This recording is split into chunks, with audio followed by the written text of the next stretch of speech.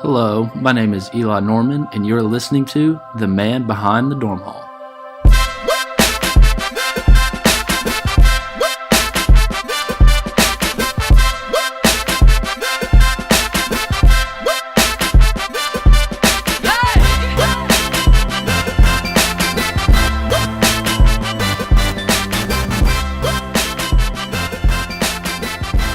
Today I'm here to talk about a place that is special to me and brings a lot of importance into my life. When thinking about all the places that meant most to me, I wanted to pick the one that has affected me most recently. Back in my home state of Tennessee, I had moved around a few times, so I never really got to have as good of a connection to those places as the one I chose to do my project on. This place shown on the screen now is the place that I chose for my podcast and is the one that kicked off my college experience here at the University of Kentucky. This place is Johnson Hall, the dorm hall that I chose to live in for my first year of college. Nice. Before arriving on campus, I had to decide on which dorm hall to live in for my first year. My decision was solely focused on what would be most beneficial to me. When looking into Johnson Hall, I found that it was relatively close to an abundant amount of resources that I needed on campus. It was close to places such as the Willie T. Library, the 90, which is the cafeteria on the central part of campus, and a good distance to where it was not too far of a walk to my classes. All of these factors led to me deciding to live in Johnson Hall, and so far, I have been very pleased with my decision. After making my decision, there was one thing that came to mind, and that was, who was the name behind my dorm hall? This was a lingering question that I did not figure out until a week or two after arriving to campus.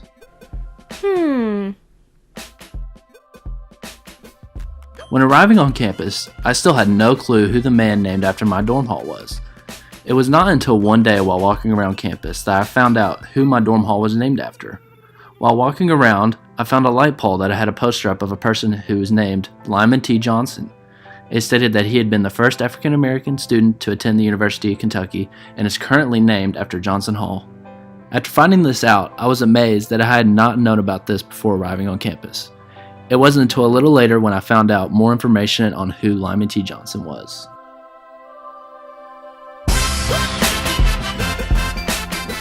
After a few weeks in class, we were given an assignment over a special place or space that meant the most to us on campus. This was called our space analysis essay. During this assignment, I was able to find a bunch of factual information on Johnson and was where I was able to find some of my sources that I actually ended up using on this podcast. A source that I found most valuable was a novel written by Wade Hall titled The Rest of the Dream, The Black Odyssey of Lyman Johnson. In this novel, I was able to get tons of background information on Johnson. In the novel, I found that Lyman T. Johnson had been born in my home state of Tennessee during the year 1906 in a family of 9. During this time period, segregation was still a major problem and discrimination was very common. He had grown up to be a teacher in Louisville, Kentucky for several years, teaching history, economics, and mathematics. His aspiration for wanting to be a teacher came from his father, who had taught many years and provided a lot for his relatively large family. After working for the public school system in Louisville for 16 years, Johnson himself decided that he wanted to pursue further education, most notably at the University of Kentucky. The only problem for him was that he was not able to attend many of the local universities in the area due to the segregation laws in the school systems. Johnson's solution for this was to fight for the right to be able to attend the university he wanted to, by going through several civil rights cases. This led to eventually granting him the right to attend the university, and he would go on to become the first African American student to attend the University of Kentucky.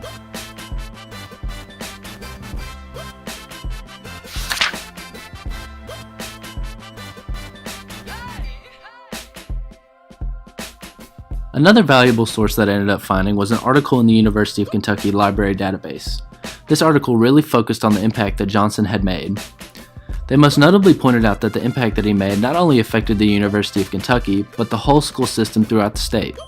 His actions really made a stand and brought segregation almost to a full end in Kentucky.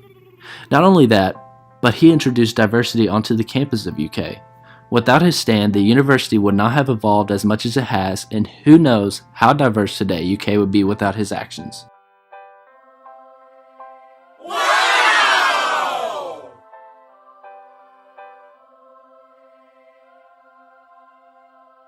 Upon finding out all this information on Johnson, I was starting to ask myself why I didn't know of this before. The impact he made changed the state and made the school systems to what they are today. When starting this project, I wanted to see if anyone else knew of who Lyman T. Johnson was, so I decided to interview 3 people from my dorm hall to see if they knew who he was before arriving on campus. The first interview I conducted was with a good friend of mine who lives on the first floor of the dorm hall. The second interview was my roommate, who, like Johnson, is an African American student currently at the University of Kentucky. The third was my floor RA, who had been at the university for 2 years now and might know more about Johnson than the freshman just arriving on campus. In these interviews, I try to get perspective of 3 different personalities on what they thought of Lyman T. Johnson and to see if they knew anything about him before arriving to campus. My main issue that I want to try to address in this podcast is why Lyman T. Johnson isn't more widely known, not just on campus, but around the state of Kentucky.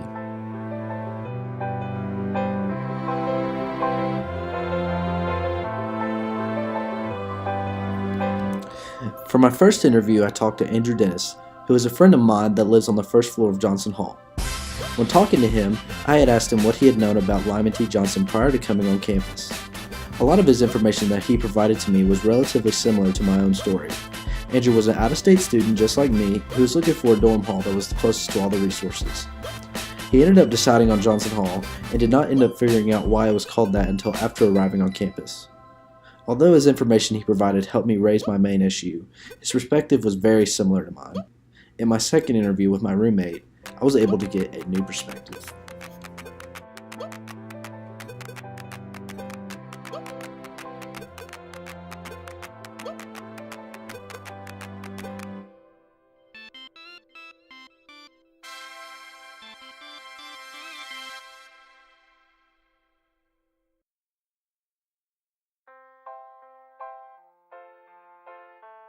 Hello, I'm now here with Thomas Gregory, who not only is a friend of mine, but is also my roommate. So Thomas, how are you doing today? I'm doing good. All right, that's good. So, when signing up for dorms to live in, did the name of it ever raise any attention to you, or were you just focused more on location, price, etc.?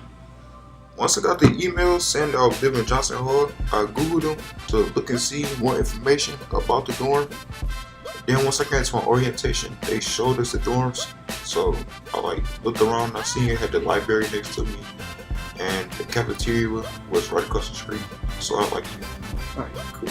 So when arriving to campus, did it ever pop in your mind on why your dorm hall was named Johnson Hall? Once I got here and I took a tour of the campus, I seen posters around the campus telling me more about Lyman T. Johnson and who he was and things that he did for school. And I thought it sounded interesting to me. I liked it more. Alright, cool. So you never heard of him before arriving to campus? No, I haven't. But once I got here, it was a lot of things that showed me who he was and things that he did. Alright. So you obviously knew he was the first African American student to attend the university. But knowing about this, how does it make you feel? It makes me feel good as African American seeing that I'm living in a dorm named after somebody who made history for the school. Cool. So what do you think would be the case if Johnson had not fought for his right to attend the university? If he didn't, then I feel like maybe I wouldn't be here and maybe I wouldn't get to meet my roommate Eli, which is something that I feel good about. And seeing everything he went through to get here, I'm happy he did fight for his rights. Cool. So would you like to ask me any questions regarding who he was as a person, what made him such a historical figure? Yes. Have you ever heard of him before coming, and what do you think about him? Before coming to the university, I had no idea who he was or what he had been involved with on campus. After I got here, about a week or so after, I had found out that he was the first African American student to attend the university. After finding this information out, we were given a project in class over a special place that means the most to us that's on campus, and I decided to do a project over the dorm hall that I live in, which is Johnson Hall. So when I chose this, I was able to find out more information about him and what kind of impact he had on the university and the state of Kentucky, really. Yeah. All right. So, is that all you got? I want to say thank you for interviewing me, taking time out your day. All right. Thank you also.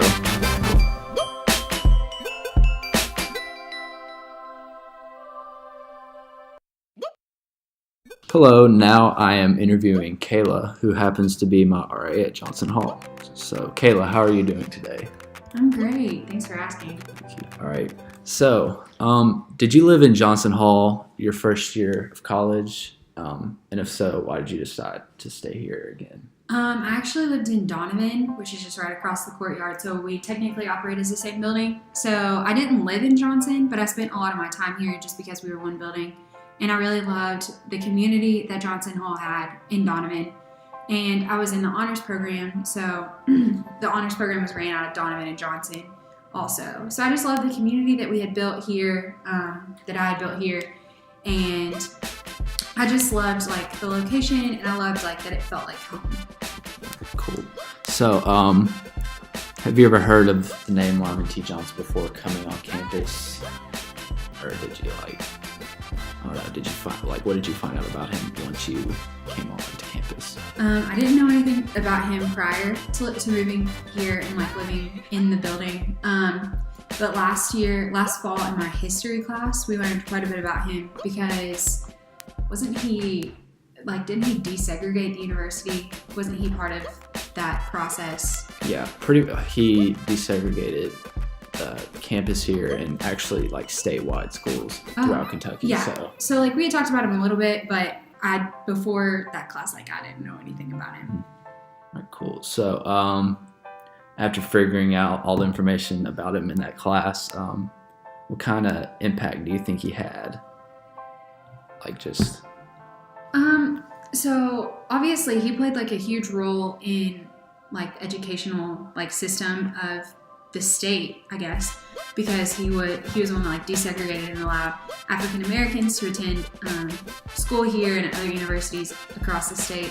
So I really think that kind of like really kind of impacts the building because it's kind of a way of him being able to, it kind of like gives the building a more special meaning because it's kind of like he was the reason that some of the students that live in this building are able to live here because of what he did and kind of the path that he paved before them. And so I just think that really kind of is awesome. And I think it's kind of very impactful for the university to name a building after him because it kind of gives him the credit that he deserves because he made this education possible for probably thousands of students across the campus that wouldn't be able to attend had he not come along before.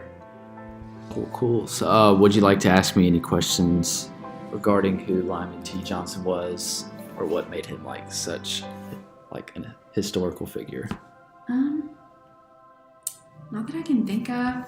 Just, do you think that had he not come along, like how long do you think it would have been before somebody else came along and did what he did? Honestly, I think it eventually would have happened, but I don't think it would have had such a big of an impact because really he changed the school systems throughout the whole state in terms of like desegregating and stuff like that. So I definitely think that had he not done it, the next person that wouldn't have had as big of like an effect. Right. So, all right. Well, thank you for having me or letting me interview you today. So. Oh, no problem. Thank you. All right.